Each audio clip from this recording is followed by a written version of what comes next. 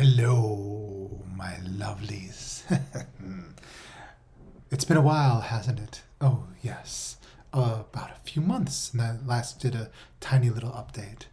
But that's okay. I've been busy in the best way possible. You see, I had a book tour. But I'll get back to that in 1 second because this is my 2025 year in review post. Oh, and what a deliciously terrifying year it was.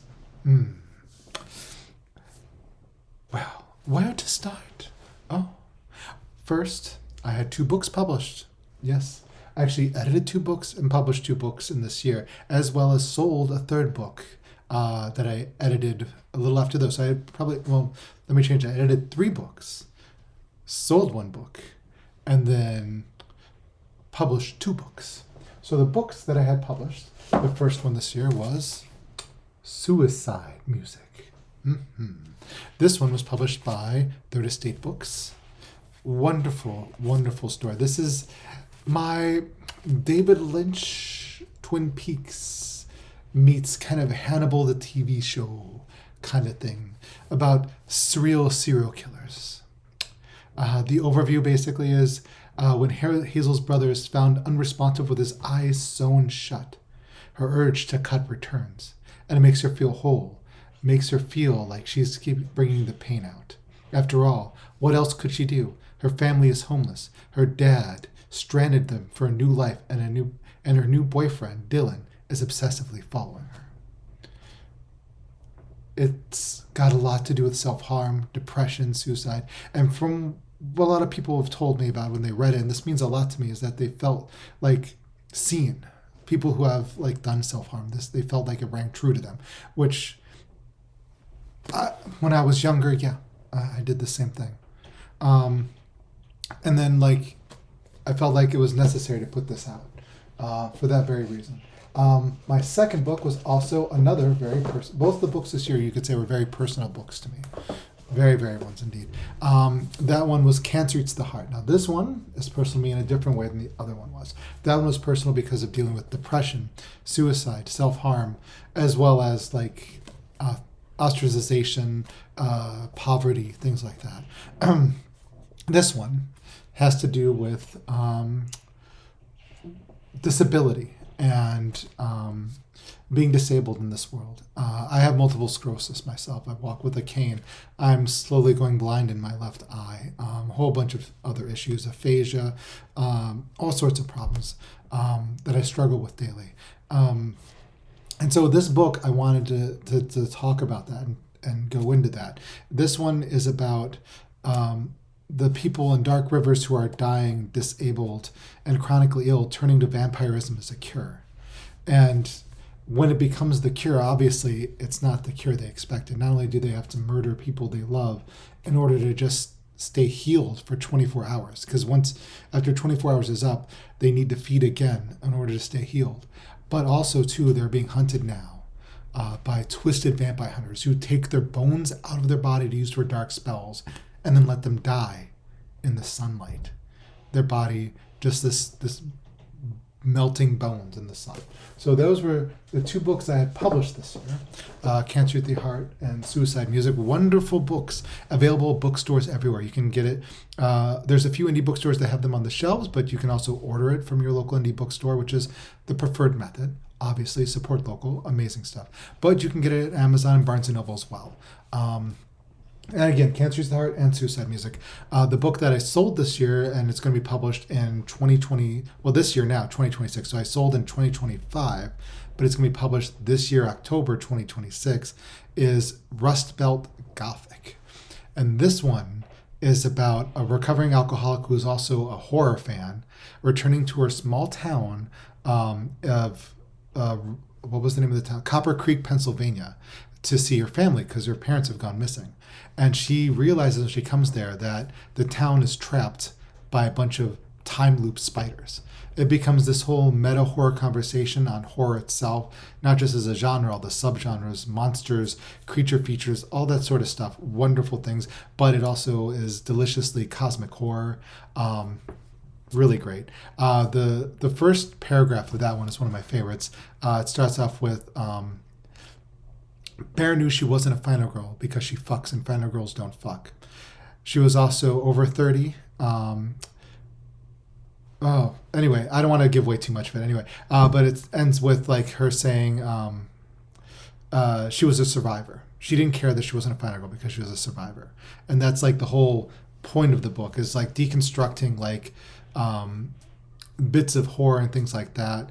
It's also got a sapphic romance at the heart of the book where she returns home and finds the girl that she fell in love with when she was a teenager and trying to build back that relationship because she burned that bridge when she started getting into alcoholism because she was her dad was very homophobic, and so like trying to deal with her love for another woman and all this other stuff drove her to alcoholism, and so now she's recovering and she's trying to heal her life, and in the middle of doing so she's being hunted by these giant time loop spiders. You're probably wondering yourself, well, what exactly is a time loop spider? Well, they're these giant cosmic horror monstrosities that use time loops like a web. So like normal spiders, they trap flies in this web. Well, the time loop spiders traps human in a loop of time that repeats itself over and over and over again, trapping them in it while they hunt them down. So that is Rust Belt Gothic. It's going to come out this year, 2026, October, and I sold it last year, 2025, to Underland Press. So that was 2 books published, 1 book sold. Let's see here. What else happened last year? Quite a few things. Oh, right. So in 2024, I published a short story collection called The Skinless Man Counts to 5. It had 3 new short stories just for that collection. One of them was called This Hunted World, which was inspired by the Perfect Circle song. Sorry, I was just distracted because when I do this, it looks like, yeah, why does it do that? That's strange. It needs to stop doing that. Go away. Anyway, it's inspired by the Perfect Circle song, Counting Bodies Like Sheep to the Rhythm of the War Drums. Really great song. So that short story in that collection in December of 2025 made it as a recommended reading and best horror of the year, volume 17. So December, just a little bit ago, a few weeks ago, that came out. And I'm really excited because that's, I love getting into the recommended readings in that. And the nice thing is about that short story collection, Skinless Man Counts to 5, is a lot of the short stories were already in recommended reading when they were published elsewhere. So it was really important to me that one of the stories that was unique to that publication also made it into recommended reading. That's really damn cool. All right, so that's so far this year. So far 2025, so this last year. It was, let's see here, 2 books published, 1 book sold, recommended reading and best horror of the year. Let's see here, what else we got? All right, so I did a 2-state 4-month book tour. Several indie bookstores, the highlights of which was the Lake Erie Book Company, when I went to twice, and Warner Books, I also went to twice. Warner Books, it was for a reading for, a signing for Suicide Music, a book launch for Suicide Music and a signing for Cancer to the Heart. And at Cancer to the Heart, they actually made a special bloody black cherry iced coffee for it. It was delicious. I did a YouTube video about that. I actually dressed up when I went for the Cancer to the Heart one because I dressed up like a vampire. That was a lot of fun. For Lake Erie Book Company, that was very special to me because that was a bookstore that opened up in my small hometown of Geneva, Ohio. That's where I was living at until I was about I think 30. So the first 30 years of my life, and actually part of me is thinking about returning back to it because I miss Ohio. I miss that small town. It's wonderful. And so going to a bookstore that opened up there was very important to me, and doing a book launch for Cancer to the Heart there. Now, which made it even more special was I had a scene in the book take place in the building where the bookstore is now. So the bookstore is basically in Reese's drug store. It used to be a drugstore when I was a kid. This pharmacy store that went back I don't remember how far back. I want to say the 1920s, maybe it was the 1950s, something like that. It's had a soda stand and everything, and they still have it in there. It's a beautiful, beautiful place. Hardwood, it's so wonderful. And so when they closed during the pandemic, no, it was maybe a little before the pandemic, and weren't going to reopen, I was very sad that the drugstore was gone because it was a part of my childhood. And then so I wrote it into the book. I had a car accident happen in front of this very same drugstore. In this small town that it based on Geneva. I called it Dark Rivers. That's a small town in Cancer Street's the Heart. It also appears in, let's see, Daughter of the Rumward Star. The small college town in Daughter of the Rumward Star is also Dark Rivers. So there's a connection there between Cancer Street's the Heart and Daughter of the Rumward Star. So the small town Dark Rivers, I put this there. I was like, oh, I'm going to have this car accident happen in front of this place. I describe it exactly. And then, little do you know, I actually have it take place. I have my little did I know, I have my book launch for Cancer It's the Heart in this bookstore that opened up in a place I mentioned in the book. How fantastic is that? That is a bunch of small little coincidences all adding up to something really cool. And so it meant so much to me to actually be there. I dressed up a little for that. I didn't go full vampire because that was still kind of warm and summery out, even though it was October. It was a very hot day for October, so that was kind of strange. But it was wonderful. A lot of people came there. I sold pretty much every book they had in stock, which is most of my books, and so that was really cool. And then I went and I was supposed to do the 1 year anniversary for Lake Erie Book Company because they only opened that year at that point. But then there was a blizzard in Erie at that time. And so I couldn't make it out there. But they allowed me to reschedule, and I was able to come and do a book signing after that, even though I missed doing the 1 year anniversary, which would have been so much fun. I would love to meet all the authors and everything else. But that's kind of what happens. And I sold almost most of my books there when I did the second one because they'd ordered some new ones. So that's always fun. I love doing that. Let's see here. So the other places we did a few other bookstores. I did the Lake Erie Book Festival. That was a lot of fun. A lot of cool authors to meet there. I think I sold everything but 2 books there. I sold 14 books there, yeah. So that was really cool. That stock was from Warner Books because I usually don't carry my own. I don't self-publish, so I don't really have a lot of author copies of my books to sell. So usually I do have places where they have their own stock of my books. So I did that, and then I did my hometown library, the Geneva Public Library, Geneva, Ohio. They were doing a fundraiser and asked me to come and do that. And I was like, okay, sure, that would be great. And that was my childhood library.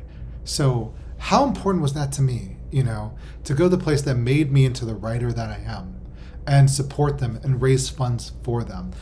It was just fantastic. So I actually donated one of my books to them because they just meant so much to me. I felt so I gave them a copy of Cancer It's the Heart. I signed it to the book, the library, saying, this is my home away from, it was my home away from home all throughout my childhood.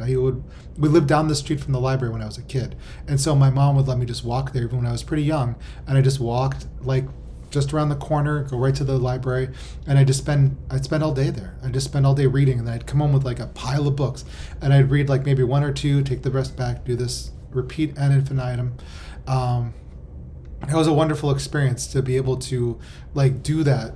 I guess you could say 40 years on, 40 or 30 years on. So it was fantastic. So that was also a huge deal. Let's see here. So what else? So much happened this year. So much. Right. I released my own word processor. So you've probably seen me do videos. I did commercials in 2024 for the FreeWrite Alpha, which I love the FreeWrite Alpha. It is my favorite writing device, hands down. But I know a lot of other writers, they can't afford it. They want to be able to write, to write it without any distraction and things like that, but they just can't afford it. And so I had this idea in my head, and I was like, because I do video games, I will work on video games. And I was like, I could take the basics of Bad Writer, my video game about being a writer, strip it out, add in a word processor, and make it feel like you're writing in a video game, like you're writing in a Super Nintendo game. all pixel art, everything else, the way it comes up, it's got everything. It doesn't have a spell check. It doesn't have a thesaurus, any of the other distractions. It has a full screen mode, so you can block all that out, and you just write. It does allow you to edit, which a lot of other devices that you get, they don't allow you to edit. This one you can edit. It's got a very big screen size too, so you can edit a lot of stuff in there. So Mana Writer is what it's called. So I released Mana Writer. It's about $10. It goes on sale every once in a while. It sold actually very, very well. The nice thing is there is a Linux version, and I'm working on getting a version up so that if you have an old laptop lying around and you want to make your own writer deck / writing device, I'm going to have it so that you just plug in this thumb drive into an old computer, and it'll install Linux on it, as well as a copy of Mana Writer, have it boot directly to Mana Writer every time you open it, and there you'll have your own, not exactly a free write, but kind of something similar. It'll just turn your old computer into a writer's deck. And I thought that'd be really cool. In my mind, the way I pictured it is what if Nintendo saw the, not the free write, the Alpha Smart Neo in the 90s, and was why don't we combine that with the Game Boy Advance? And that's what it is. And so, yeah, I'm probably going to have sales for it around NaNoWriMo, that kind of thing, or whatever not NaNoWriMo is now. So it's a lot of fun. It's not going to replace the free write for me because it's just so easy for me to sit down and get in the zone of the free write. But I have written some stuff in it. It's actually kind of a lot of fun. And it is good to be able to go back and edit a little too and stuff like that. So, I'm going to be using it quite a bit myself with the free write. It's a different device now for me to use. I've got a free write, I got an electric typewriter, and I've got my own writer deck that I'm building myself using an old laptop and this Mana Writer. So that was really cool. So all in all, it's been an excellent year. And Mana Writer became one of the top 25 bestsellers on itch.io. So there I had another bestseller. So bam. Very, very cool stuff. So yes, that is my 2025 year in review. Sorry, it's been quite a little bit since the last we spoke. It won't be again, I promise. I'm going to be back to weekly bits of horror, where I won't just be pulling out this week's horror watch stuff. I'll be actually discussing what I plan to do on this website, which is not just my books, but also dark fantasy and horror and publishing in general. So that's going to be some interesting stuff there. Before we head out, I just want to say thank you to all my fans and readers that I've got out there that have been buying my books. I love it. Thank you so much for your support. It's so cool. I never thought I'd be in the spot where I'd be saying that kind of thing. I always consider myself a niche as hell writer. And maybe I still am, because it's not a ton of people. I'm not like Stephen King, but it even means even more to me that my work is reaching out to people and they're loving it. And they're reaching out to me and telling me that they love it. That means so much. I want to say a special thank you to Kurt. You know who you are. I sent you a bunch of signed copies of my books. You're a really cool guy. Thanks for coming out and seeing me before. Thank you to everyone that's reached out to me. There's been quite a few people. Even every time I seem to go to do a book signing, someone comes up to me, and it's always somebody I've never met in real life. It's somebody that doesn't know me from before. They've just loved my books, and they come and they tell me how much they love my books and they want my signature, and that's fantastic. It's it's surreal. I've never in a million years. This is actually more important to me than if I was a bestseller, honestly, And so thank you to all of you for your support. It's amazing. And one last thing for 2025 was we had a great year doing Horror Watch on Blue Sky. Now, if you don't know what I'm talking about there, Blue Sky is a Twitter replacement. It's got less Nazis on it. Not gone completely, but less Nazis. Not quite as run by Elon Musk or any of that stuff. So it's the blocking tools and things like that keeps it so that you can keep your feed extremely well done. So which is nice. So on Blue Sky, I'm also known as the Phantasmic Paul Jessup, and I run something every Saturday called Horror Watch, where we watch a horror movie. During the week, we vote on it, and whatever movie we vote on and come through, we watch.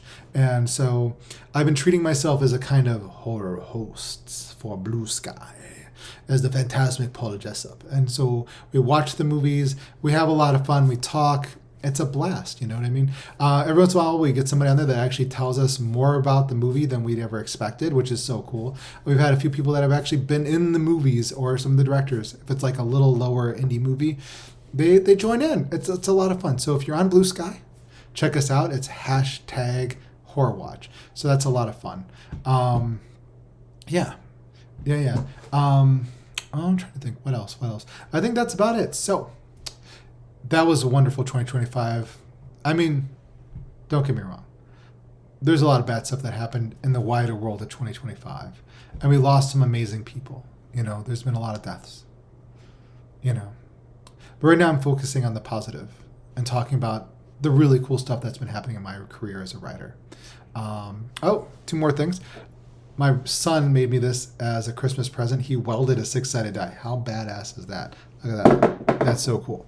And the other thing is, Victoria Dovinsky, she is my girlfriend. She did this awesome makeup. She always does this really great makeup and does my hair and stuff. So thank you so much. And with that, I'm going to say see you soon and stay spooky.